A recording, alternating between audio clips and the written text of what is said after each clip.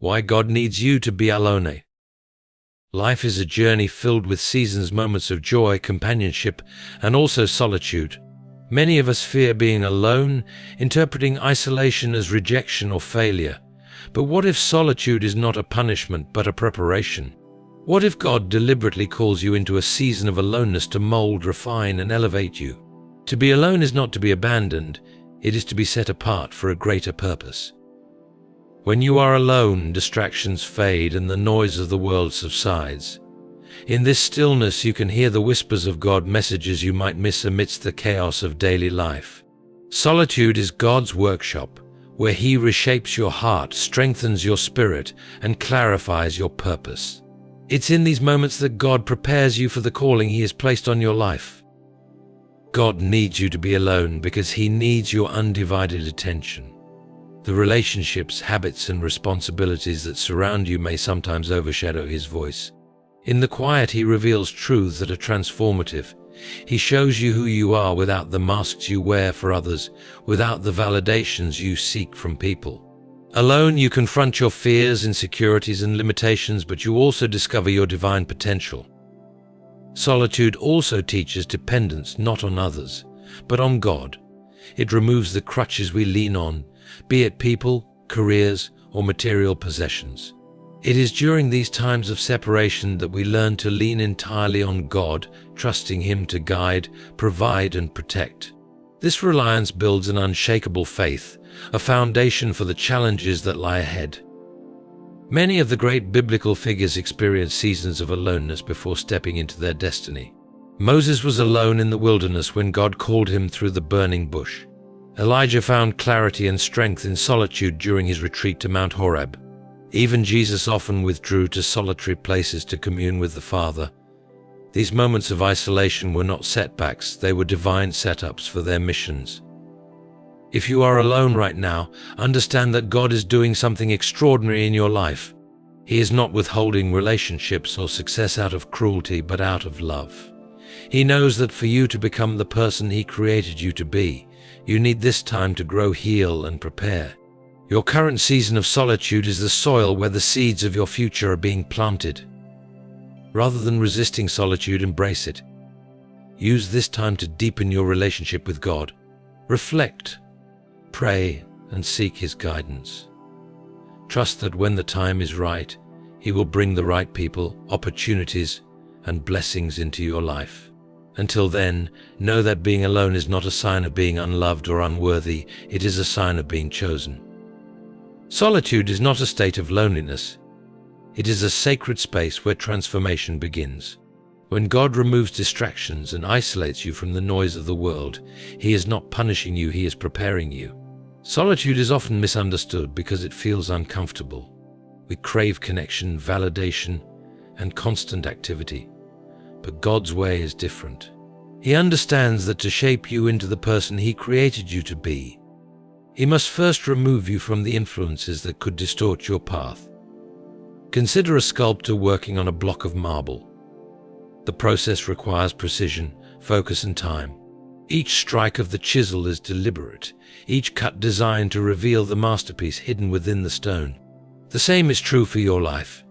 In solitude, God's hands are upon you, carefully removing the excess, refining your character, and bringing clarity to your purpose. It is in this sacred space of preparation that He begins to reshape your thoughts, habits, and priorities. One of the most significant aspects of solitude is the opportunity for self-discovery. When you are constantly surrounded by people, it's easy to wear masks projecting an image that pleases others or conforms to expectations. In solitude, those masks fall away. You are left with the raw, unfiltered version of yourself, and this is where true transformation begins. God uses this time to reveal the areas of your life that need healing, growth, and alignment with His will. Solitude also allows God to purify your heart. The world can cloud our judgment and priorities with distractions, temptations, and fleeting pleasures. When you are alone with God, He works to cleanse your heart of pride, fear, and insecurities. It is a time of refining, much like gold being purified in fire. This process may feel uncomfortable, even painful, as it requires you to confront parts of yourself that you'd rather ignore. But it is in this discomfort that God does His greatest work, shaping you into someone capable of carrying the blessings and responsibilities He has planned for you. In solitude, God also teaches you patience and trust. Being alone often feels like waiting for answers, opportunities, or breakthroughs.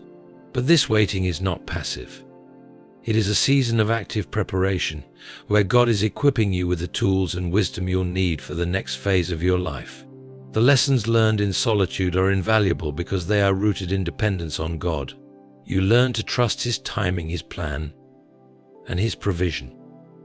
Throughout history, God has used solitude as a tool to prepare His chosen ones for their destiny. Moses spent 40 years in the wilderness before leading the Israelites out of Egypt. During that time, he learned humility, leadership, and reliance on God. Similarly, David, before becoming king, spent years tending sheep and facing challenges in isolation. These were not wasted years, they were foundational seasons that shaped their character and prepared them for the weight of their calling. Elijah's story is another powerful example. After facing opposition and threats, Elijah retreated to the wilderness, where he experienced God's presence in a profound way. It was in the stillness, away from the chaos, that he found strength and clarity to continue his mission. Even Jesus, the Son of God, often withdrew to solitary places to pray and connect with the Father. These moments of solitude were not moments of inactivity, but were filled with divine preparation and renewal. Your solitude is no different. It is a classroom where God is the teacher, and the lessons you learn here will sustain you in the future.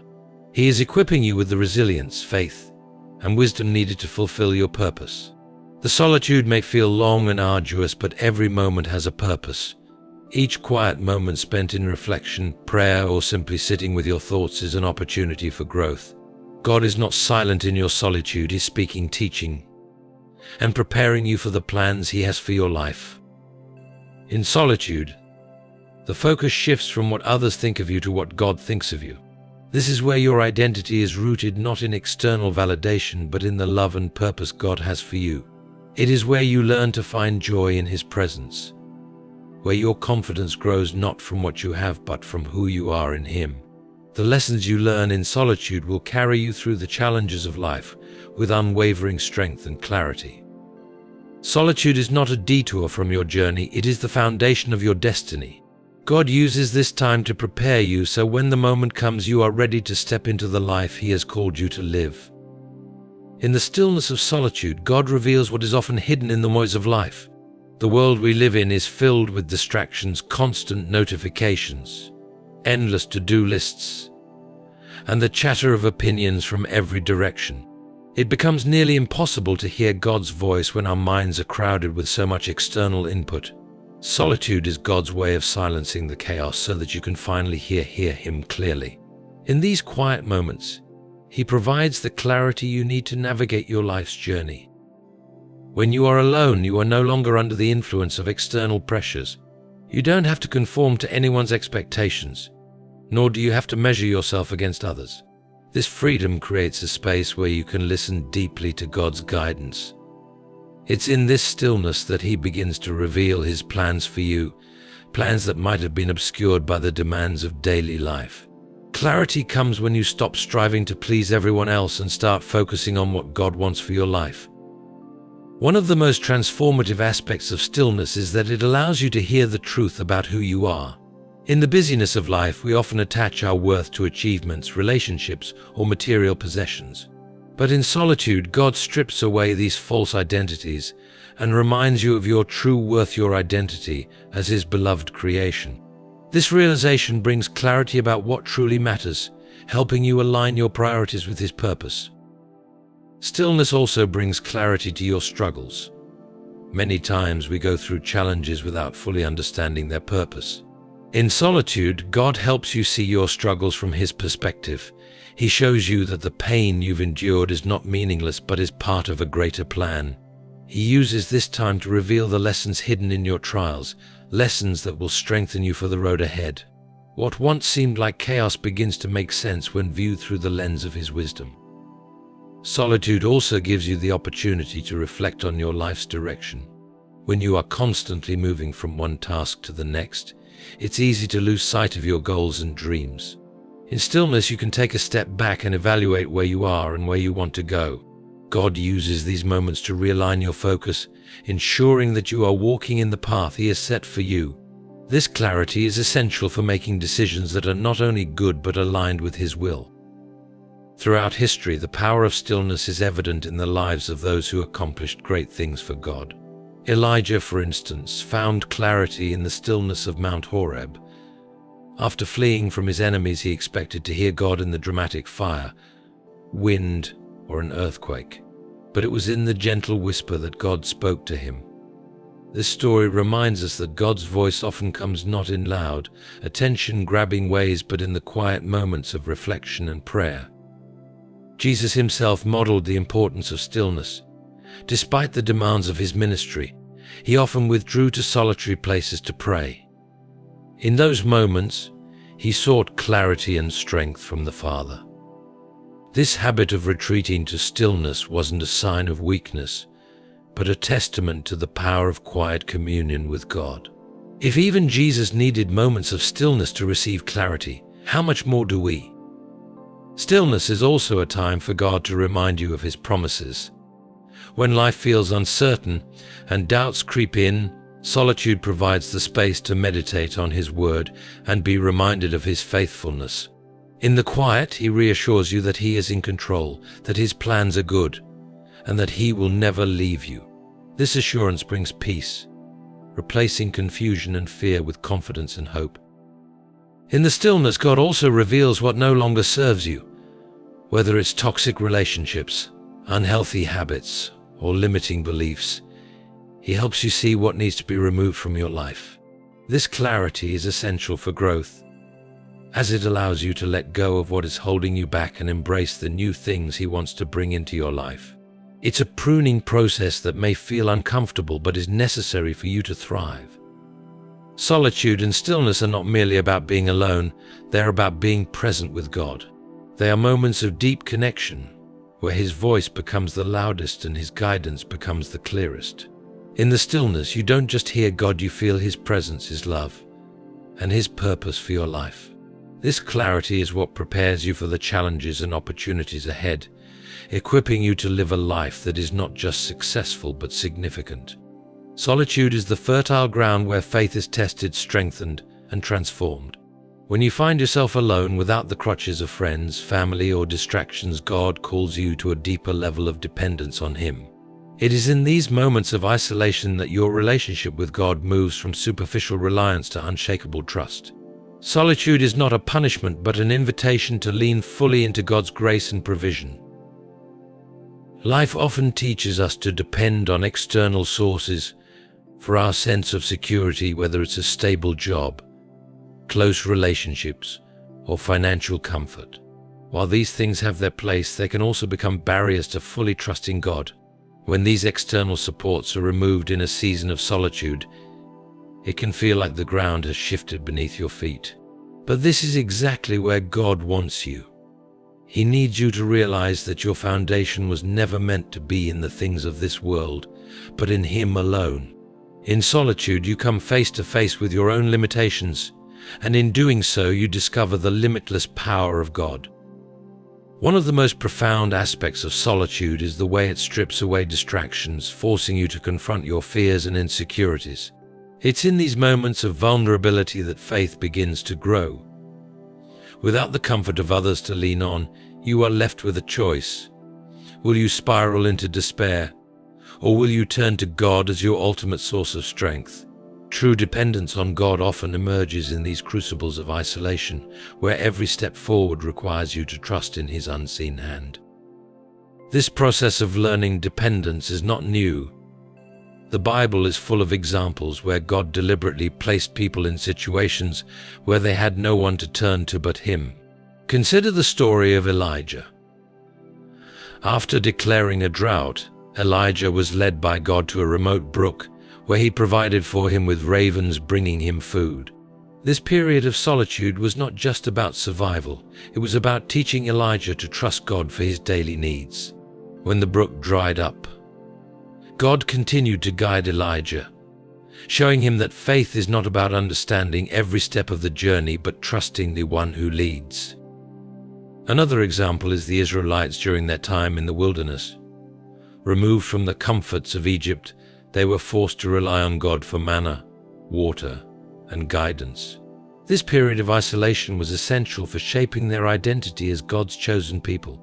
Through their dependence on Him, they learned that His provision was not just sufficient, it was abundant.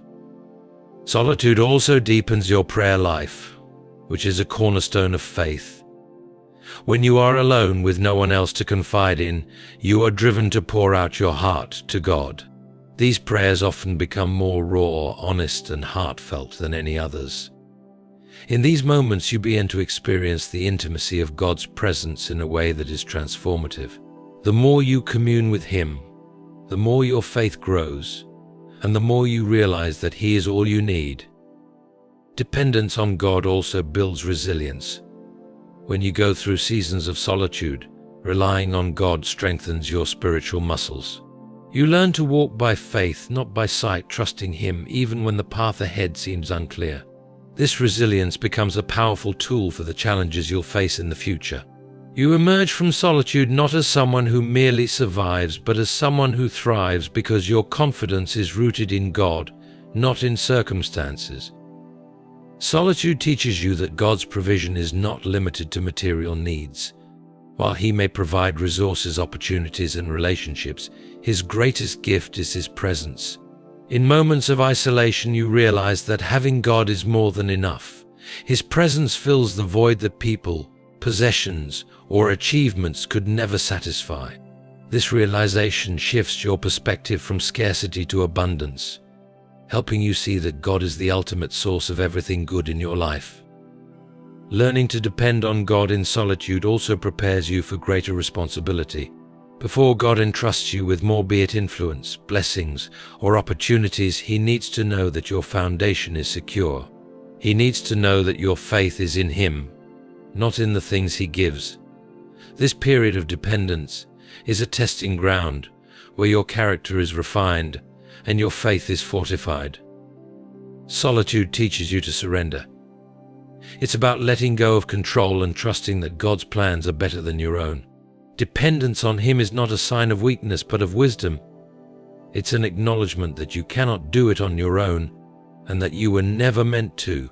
In solitude, you learn that God is not just a provider, He is your provider. This dependence transforms your faith, giving you the courage to step into the unknown, knowing that God will always be with you, guiding and sustaining you.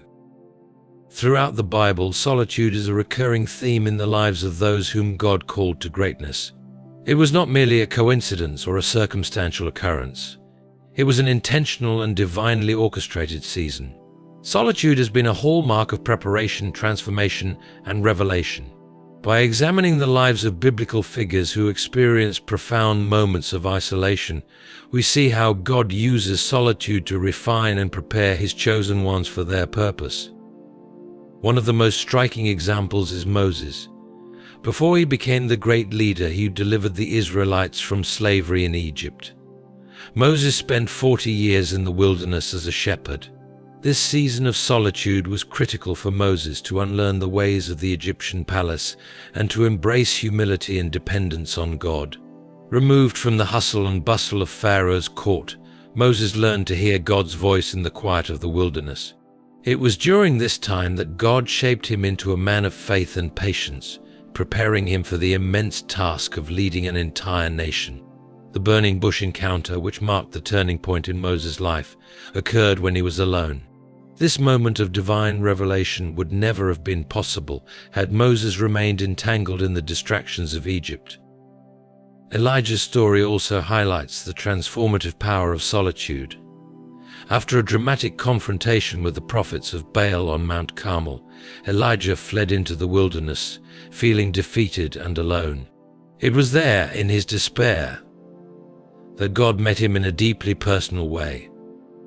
Elijah expected to find God in the dramatic and earthquake, fire, or wind, but instead, God revealed himself in a gentle whisper. This profound moment in solitude reminded Elijah that God's presence is not confined to grand gestures, but is often found in the stillness. This encounter rejuvenated Elijah's spirit and gave him the clarity and strength to continue his mission. His time alone was not a withdrawal from purpose, but a preparation for the next phase of his calling. David, the shepherd boy who became Israel's greatest king, also experienced seasons of solitude. As a young man, David spent countless hours tending his father's sheep in the fields. This solitary time was not wasted. It was where David honed his skills as a leader, protector, and worshipper. Alone with his harp and the sheep, David cultivated a deep relationship with God, writing many of the Psalms that continue to inspire and comfort people today. His faith and courage, developed in solitude, prepared him to face giants like Goliath and to lead a nation with wisdom and integrity. Even Jesus, the Son of God, sought solitude throughout his ministry. Before beginning his public ministry, Jesus spent 40 days in the wilderness fasting and praying. This period of isolation was not only a time of testing, but also one of preparation. Jesus emerged from the wilderness with clarity and power, ready to fulfill his divine mission. Throughout his ministry, he often withdrew to solitary places to pray and seek the Father's guidance. These moments of solitude were not interruptions, but essential components of his work, providing him with the strength and direction needed to carry out his purpose. The Apostle Paul's life also underscores the importance of solitude. After his dramatic conversion on the road to Damascus, Paul spent time in Arabia before beginning his ministry. This period of isolation was critical for Paul to process his transformation and to receive revelation from God. It was in solitude that Paul was equipped with the knowledge and wisdom that would shape his ministry and writings, which continue to impact the world today. These biblical examples show that solitude is not a sign of abandonment, but a deliberate step in God's process of preparation. Whether it was Moses in the wilderness, Elijah on Mount Horeb, David in the fields, Jesus in the desert, or Paul in Arabia, solitude served as the crucible where faith was forged, character was refined, and purpose was revealed. Solitude also reveals that God's timing is perfect. None of these individuals were rushed into their calling. Moses spent decades as a shepherd, David waited years after his anointing to become king, and Paul underwent a significant period of preparation before his missionary journeys. This waiting period was not a delay but a divine strategy. God knows that the work he wants to do in and through you requires a solid foundation, and that foundation is built in solitude. By studying these examples, we see that solitude is not a detour but a vital part of the journey. It is in these moments of isolation that God reveals himself most profoundly, shaping individuals for the extraordinary tasks ahead. The stories of Moses, Elijah, David, Jesus, and Paul remind us that when God calls us to be alone, it is not to diminish us but to prepare us for something far greater than we can imagine. Solitude is where God's work in us begins, setting the stage for the fulfillment of his plans in our lives. Solitude often feels like rejection, but in God's plan, it is a profound declaration: you are chosen. When God sets you apart from others, he is not isolating you as a punishment. Instead, he is positioning you for greatness. Being alone is not a reflection of abandonment. It is an indication that God has a unique calling on your life, one that requires you to be prepared, refined, and fully dependent on him. When God chooses someone for a special purpose, he often removes them from the crowd. This separation is necessary because not everyone can go where God is taking you. The noise and influence of the world can dilute his voice, and the distractions of relationships, ambitions, or societal pressures can divert your focus. Solitude is God's way of clearing the stage, ensuring that nothing competes with his presence or his plan for you. One of the clearest examples of this principle is seen in the life of Noah. Noah was a man chosen by God to build the ark, a task that required complete faith and obedience. While the world around him continued in its ways, God called Noah to a place of separation. He was asked to build something unprecedented, enduring ridicule and misunderstanding from those around him. Yet it was this very solitude that allowed Noah to focus entirely on God's instructions. In the end, Noah's obedience not only saved his family but also became the foundation for a new chapter in humanity's story. Similarly, Joseph's journey illustrates how being alone is often part of God's process for the chosen. Joseph was sold into slavery by his own brothers and later imprisoned for a crime he did not commit. These experiences were deeply isolating, yet they were not without purpose. During his time of solitude, Joseph's character was being shaped. He learned humility, resilience, and unwavering trust in God. When the time was right, God elevated Joseph to a position of great authority, where he was able to save countless lives, including those of very brothers who had betrayed him. Joseph's isolation was not a sign of rejection, it was evidence of God's hand at work in his life. The story of Esther further underscores this truth. As a young Jewish woman, Esther found herself alone in the palace of a foreign king. Removed from her family and her community, she could have seen her situation as one of abandonment. Yet God had placed her there for a reason. In her solitude, Esther was able to hear God's call and find the courage to risk everything for the sake of her people. Her isolation became the setting for one of the most dramatic acts of deliverance in biblical history. Even Jesus, the ultimate example of being chosen, experienced profound moments of aloneness. From his time in the wilderness to his agonizing prayers in the Garden of Gethsemane, Jesus often faced solitude in his journey. These moments were not random, they were crucial for his mission. In the wilderness, he overcame temptation and demonstrated his reliance on the Father. In the garden, he wrestled with the weight of his calling and surrendered fully to God's will. Jesus' solitude was not a sign of weakness, but a testament to his strength and his trust in God's plan. Being alone often feels like a time of waiting, but in God's perspective, it is a time of preparation. When God chooses you, he requires you to let go of what is familiar and step into the unknown.